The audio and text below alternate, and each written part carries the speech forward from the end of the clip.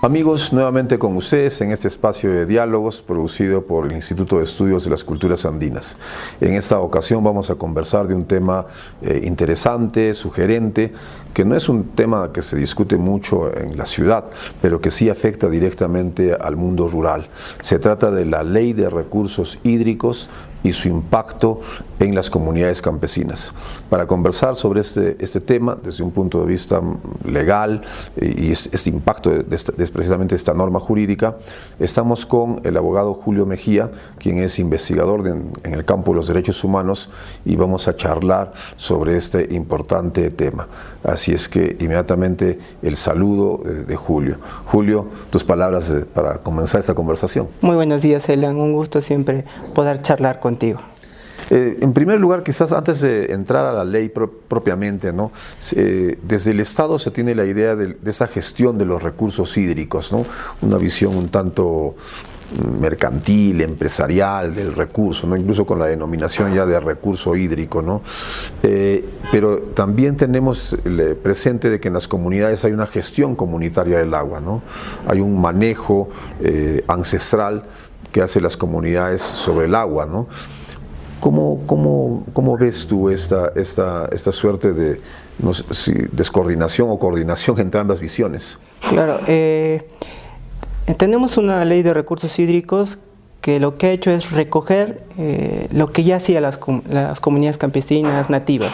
De hecho, nosotros tenemos agua potable, abrimos nuestro cañito, es lo más cercano que tenemos al agua. En cambio, las comunidades campesinas y nativas, la mayoría de ellas están cerca a las fuentes de agua, ¿no? Entonces ellos ancestralmente han administrado este recurso, han hecho uso de este recurso tanto para fines primarios, llámese para supervivencia, ¿no? Para tomar, para cocinar, ¿no? Y uso agrícola, entre tantos usos que ellos han tenido y lo han hecho ancestralmente para la supervivencia como comunidades. Lo que ha hecho esta ley es recoger un tanto esto, pero ha intentado hacer lo que la propia ley lo denomina como un sistema integral de recursos hídricos, ¿no? Hay que hacer una gestión integral de recursos hídricos y para eso hay que tener un sistema donde obviamente tienen que participar las comunidades campesinas. Entonces ha intentado recoger lo que las comunidades ya han hecho por siglos ancestralmente, pero hay que saludar, ¿no? Esta iniciativa de recoger esto en esta ley que tiene ya 10 años. Así es.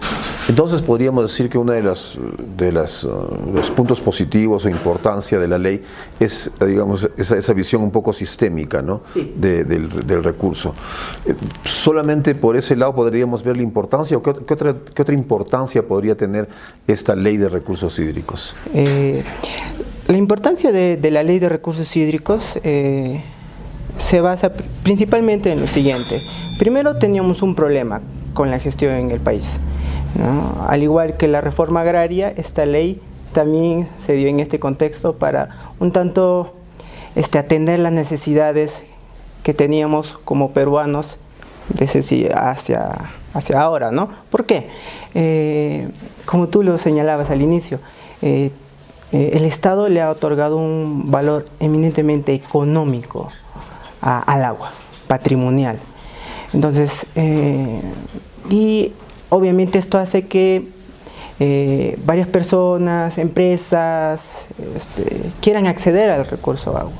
Entonces, lo que hacía antes, la anterior ley, estaba un poco desordenado. Lo que ha hecho esta ley es un poco ordenar.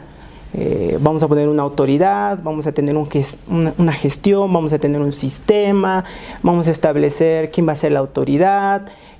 Vamos un poco a distribuir, vamos a pensar en cómo tenemos que distribuir el agua, ¿no? Hay un uso económico, un uso cultural, un uso ancestral, entonces tenemos que atender a todos, pero siendo conscientes que el uso primario, el uso poblacional, el que nos permite subsistir como seres humanos, tiene que ser prioritario, ¿no? Entonces por ahí trató de modificar, ¿no?, esta ley, ¿no? Trató de ordenar cómo se estaba dando los permisos de agua, los usos de agua, para qué se destinaban, ¿no? Trató de ordenar, ¿no? Y dentro de este orden hizo participar a las comunidades en papel, ¿no? Está la ley, el reglamento, está está redactado en el artículo 64, por ejemplo, el uso ancestral en el 90, en el reglamento. Es más, cuando uno ve la propia ley en el título preliminar, artículo 3, en el acápite 5, señala que el Estado respeta los usos y costumbres que tienen las comunidades sobre el agua. Básicamente, para resumir, sería: ordenamos un poco la gestión, tenemos que priorizar el uso primario, tenemos que satisfacer la necesidad de todos, ¿no? Porque todos quieren acceder al agua. Las empresas, la población, las comunidades campesinas. El agua es partícipe en varias actividades económicas.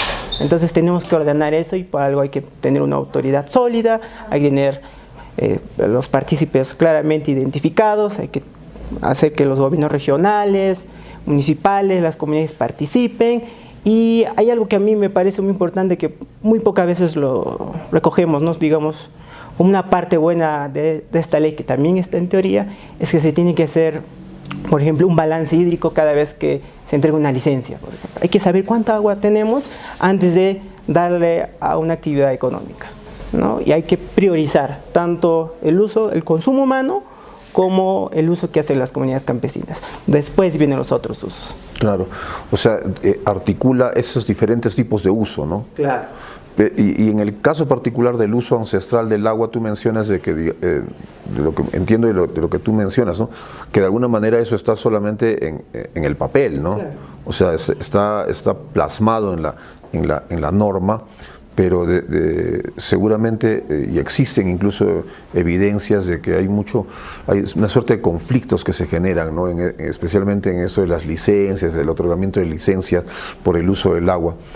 ¿Tú consideras que este conflicto que se presenta es un conflicto que se pudo haber manejado, o que es inevitable que exista, porque de alguna manera es una ley que es lógico, como toda ley tiene una buena intención, claro, pero también hay algunas fisuras, hay algunos elementos que no están, que habría que ajustar, ¿no? Claro, cuando yo menciono que en teoría está, digamos, se pueden exigir, se puede demandar el cumplimiento de esta ley y su reglamento.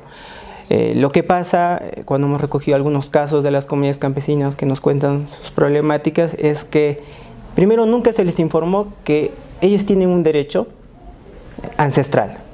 Eso está en la ley y en el reglamento. Nunca se les informó, ¿no? Entonces, a veces por desconocimiento, hay algunas comunidades que pudieron pedir una licencia poblacional, ¿no? Hay que entender, hay muchos conceptos en esta ley.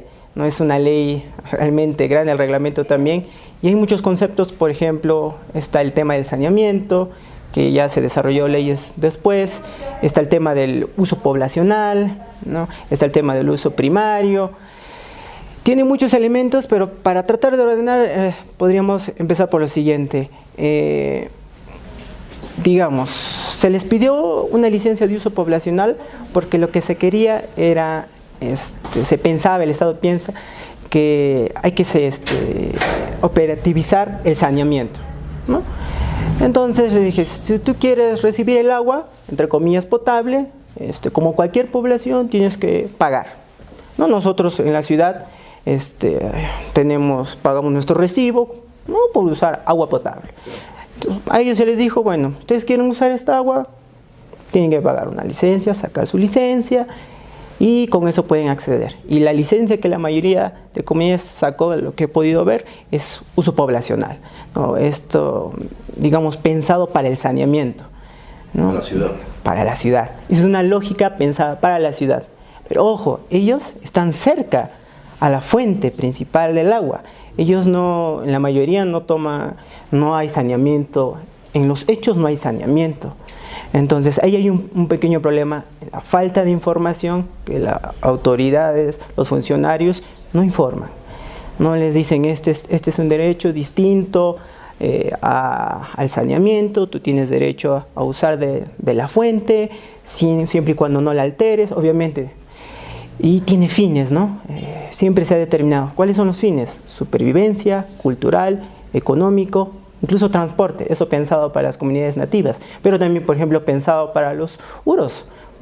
Ellos usan el lago Titicaca y también se transporta por él. Entonces, La ley, curiosamente, varios autores también, digamos, reconocidos que han trabajado analizando esta ley, mencionan que en el tema de los conflictos, la ley no establecía muy bien cómo iba a operativizarse. No, pero en la realidad, bueno, tenemos esos conflictos de por qué las comunidades deben pedir una licencia cuando la propia ley dice que no necesitan una licencia porque ya es un derecho que el Estado respeta y reconoce. Eso está establecido en el 64. Claro, porque ese es un uso que ya lo tenían, solo lo que, como repito, la ley solo ha normado lo que ya las comunidades hacían años atrás. O sea, la ley tiene aspectos positivos, sí, pero también como que algunas contradicciones, ¿no? Claro, sí tiene algunas contradicciones. Tanto es así, es más, esta ley llegó al Tribunal Constitucional, se demandó su inconstitucionalidad. Un grupo de personas dijo que, miren, han sacado una ley de recursos hídricos y esta ley afecta a los pueblos originarios, tanto comunidades campesinas como nativas. Lo que tenemos que hacer es consultárselas.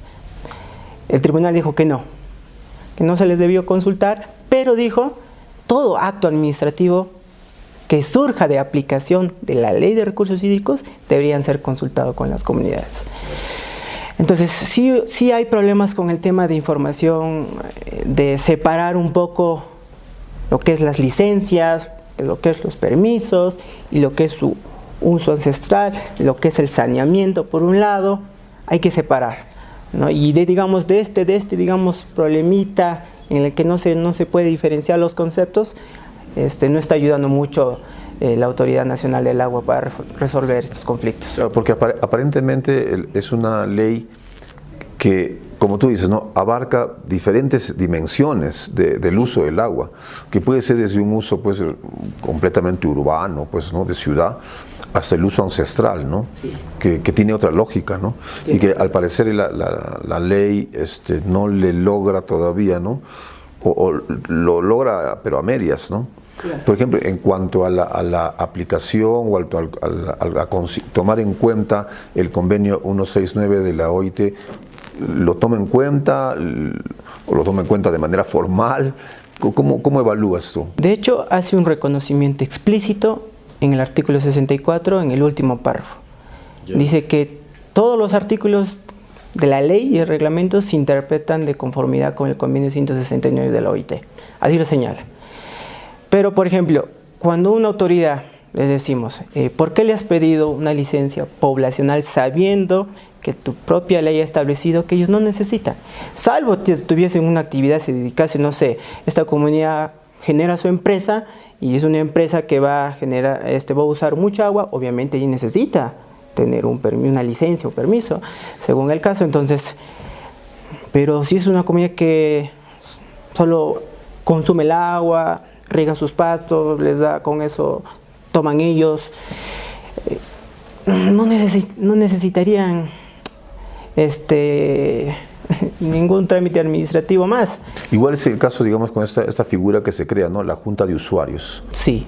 Pero digamos, en el uso ancestral del agua no hay junta de usuarios. Claro, por eso, mire, el reglamento señala de esta ley que las comunidades campesinas y nativas tienen los mismos derechos que las juntas de usuario.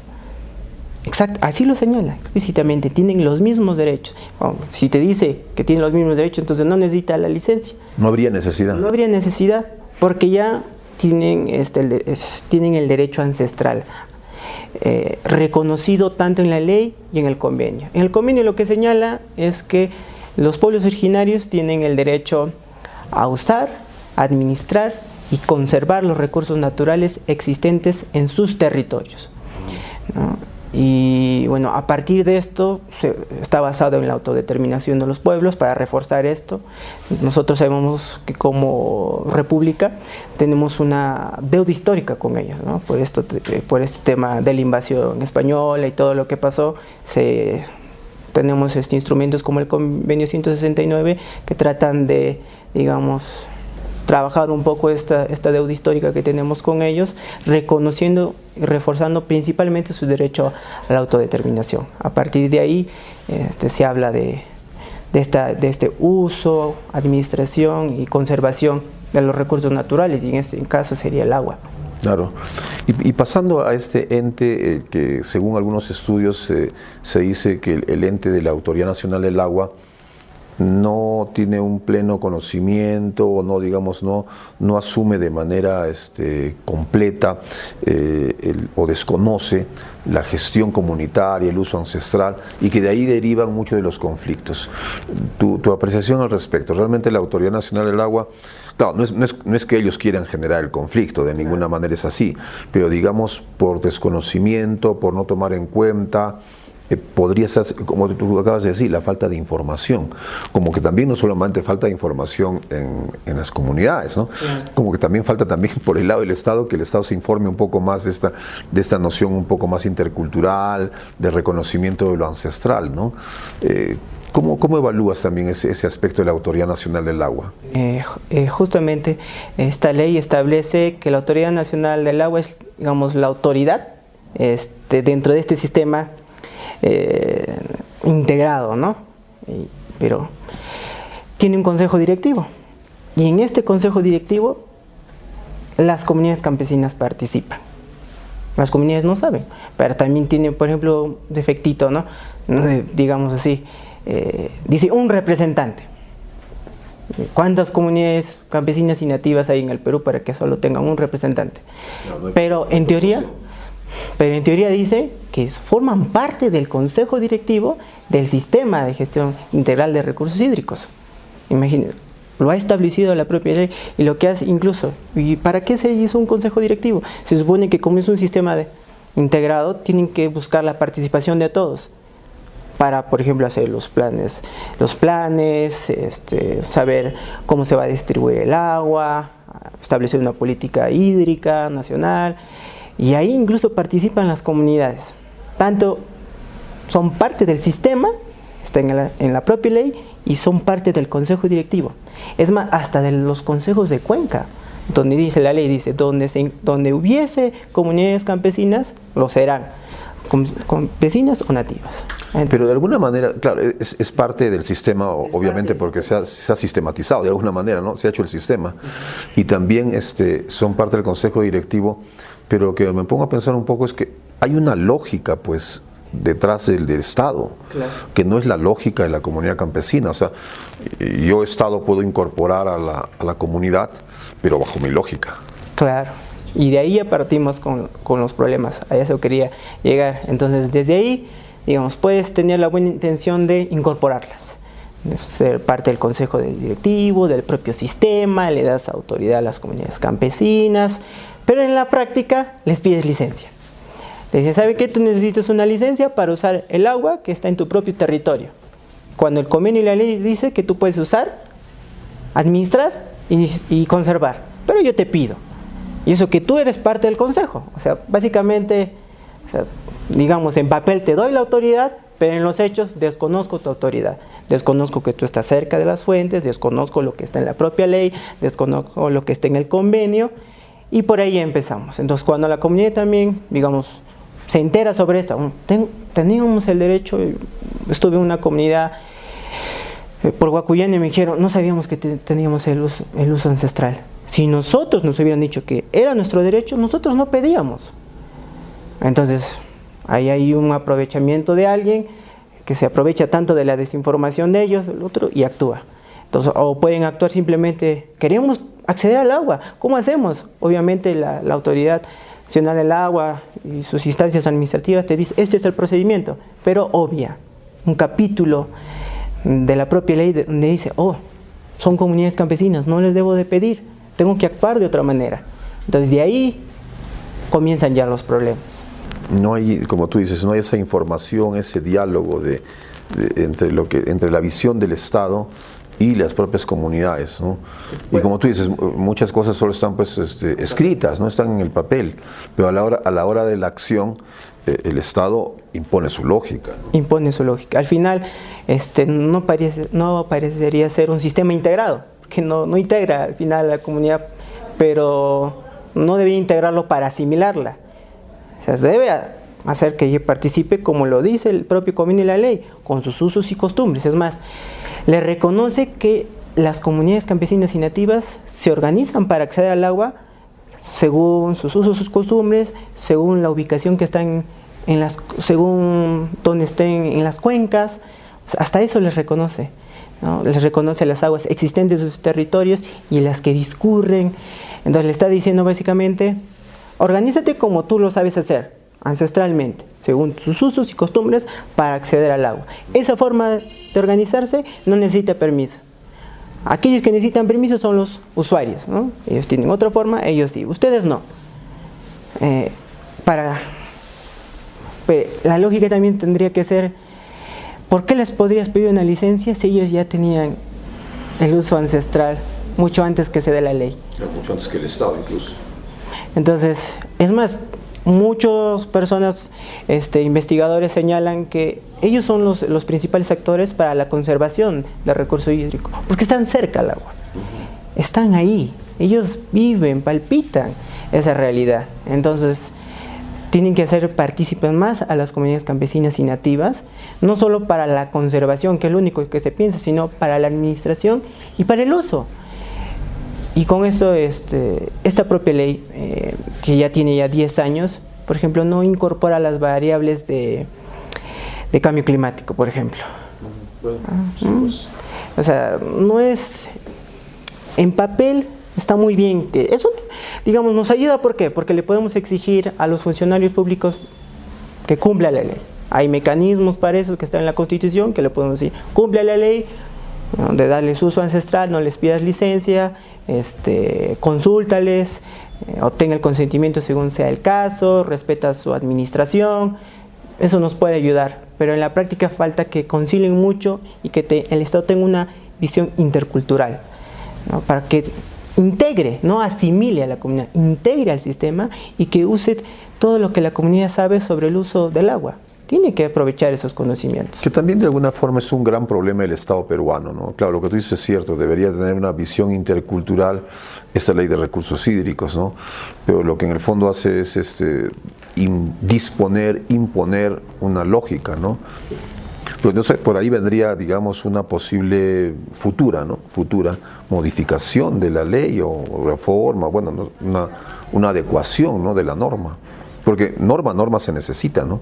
Sí. Pero lo que tiene que estar es ajustada a la realidad. Sí.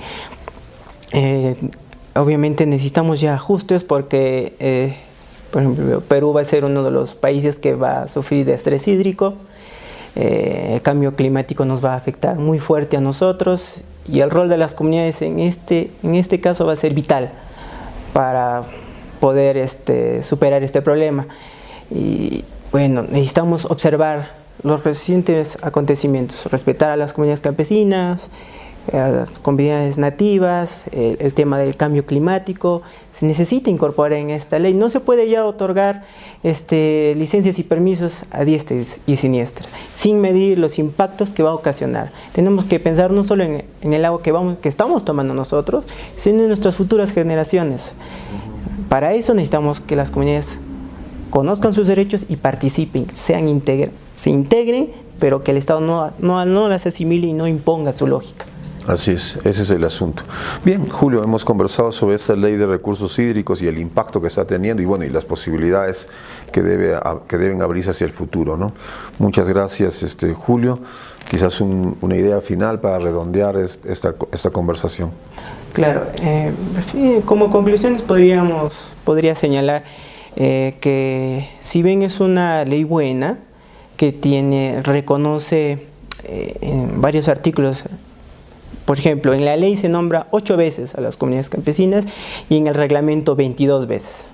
Sí, pero digamos, el hecho que las nombre es interesante, a partir de ello poder empoderar a las comunidades campesinas sobre el rol, sobre los derechos que tienen y que está estableciendo en la propia ley. Y que esta ley tiene que ser complementada desde la mirada, desde el enfoque que te da el Convenio 169 y la jurisprudencia que se ha emitido, ¿no?, en estos últimos tiempos, donde la idea es proteger los derechos fundamentales de las comunidades campesinas y nativas, ¿no? Tenemos que también avanzar un poco en el tema de cambio climático, que tiene que incorporar esta ley. El agua básicamente va a ser escasa, va a ser un problema nacional esto de que seamos uno de los países que tengamos estrés hídrico. Y finalmente igual IDECA tiene un espacio donde pueden las comunidades acercarse y recibir la información que necesitan para hacer valer sus derechos, ¿no? Y muchas gracias por la oportunidad. No, más bien muchísimas gracias a ti, Julio. Y bueno, con ustedes será hasta una próxima oportunidad en diálogos, conversando sobre temas de interés vinculados a nuestros pueblos originarios, a la interculturalidad, que son temas que deben estar en la agenda pública en general en nuestra sociedad. Muchas gracias.